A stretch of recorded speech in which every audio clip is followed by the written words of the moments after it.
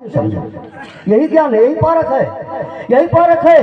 पेड़ पौधे कीड़ा बिच्छी, अरे क्या नहीं पूज रहे हो बाबा, यही ज्ञान है, यही पारक है, इसी को पारक कहते हैं।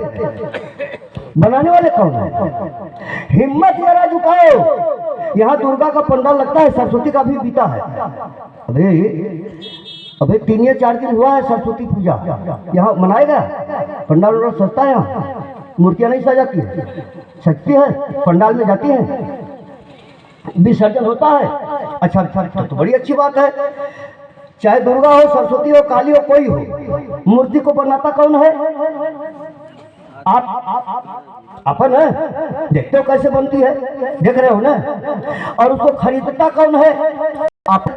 पंडाल कौन सजाता है? आप। उसमें रखते कौन है? आप। सब आप कर रहे हो। एक बात बताओ, अगर जिसके पास हिम्मत हो, जो अपने माँ का दूध पिया हो, जरा हाथ उठा देना। मैं जान तो जाऊं कि यहाँ भी माँ के लाल हैं। पंडाल में मूर्ति सज गई, अगरबत्ती सुलगा लीजिए, घी का दीपक जला लीजिए, जूता पहने हो तो जूता, चप्पल पहने हो तो चप्पल पहने रहो, उसको निकालो ना, और जा करके अगरबत्ती सलगा करके जरा उसको मूर्ति को स्पर्श कर दो। है हिम्मत किसी में? जूता चप्पल पे है किसी में हिम्मत? तब बताओ, यही तो रोटी खा रही है। हिम्मत नहीं है, बनाए हो आप, पंडाल सजाए आप, मूर्ति बनाए आप, खरीदे आप, सब आपकी। इतना डर रहे हो, पुअरा के मट्टी के माई से डर रहे हो। अरे बाप रे बाप, जूता चप्पल पहन के छू नहीं सकते। क्या हिम्मत वाले हो, क्या यही पारक है? यही पारक है का? इसी को पारक कहते हैं क्या? पेट पालना पारक नहीं होता धर्म बंधु। आज अगर इस पारक पर आप पहुंच गए होते तो फिर यहाँ संतों की जमावड़ा लगाना, हम लोग काहे को इतने दूर से आते हैं? काहे को आते हैं? यहाँ मंच पर सबसे दूरी से मैं ही आया हूँ। आने क्या जरूरत है? क्या जरूरत थी? अगर हम पारक पा गए होते, पारक रहते, तो मुझे आने की जरूरत पड़ती? हमें तो रोटी खा रही है कि नहीं, पर्दे में समझिए।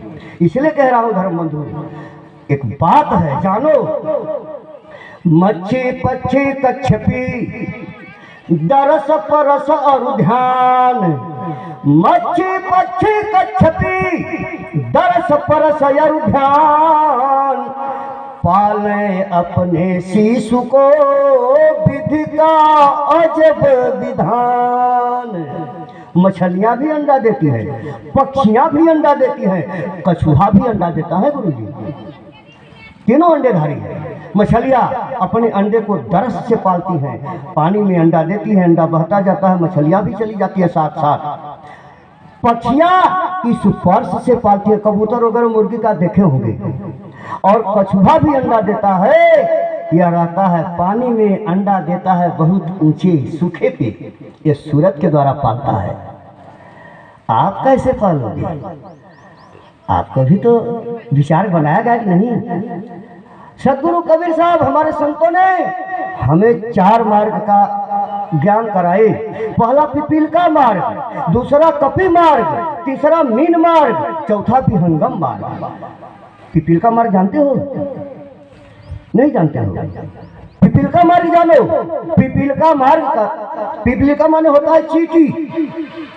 एक चींटी का मार्ग हम अपनाते हैं। सबसे ज्यादा चींटी के मार्ग पे चलने वाले हैं। चींटी का मार्ग है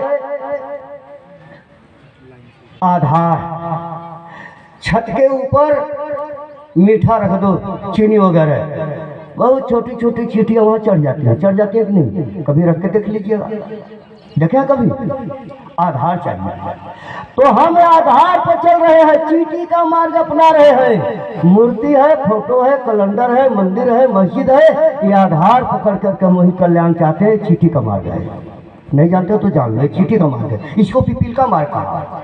दूसरा कपि मार्ग, बंदर का मार्ग, कपि माने बंदर होता है। बंदर का मार्ग क्या है?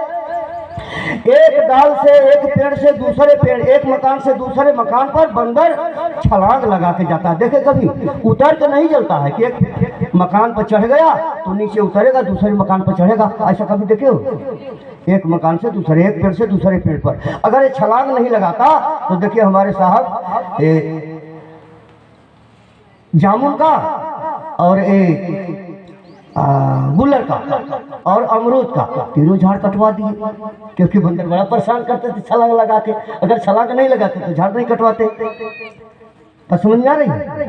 अब हम कपी मार्ग पर दौड़ रहे हैं। पिपीलिका मार्ग से शांति नहीं मिली तो हम कपी मार्ग पर दौड़ते हैं। कपी मार्ग क्या है?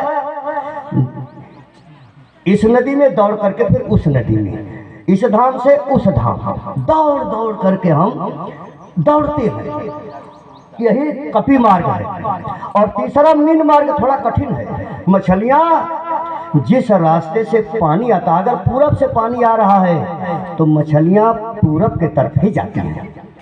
ये हठ योग है, प्राणवायु को ब्रह्मांड में चढ़ाना। यही मीन मार्ग है, यही मीन मार्ग है।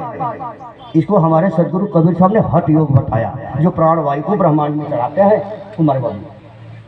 और चौथा विहंगम मार्ग पक्षियों का मार्ग है। उसको पक्षी, विहंगम मान पक्षी होता है। कर बढ़िया बलयापनी, बात समझ में आ रही है? इसलिए विचार करें धर्म बंधु। और वह एक बात करके विराम देंगे।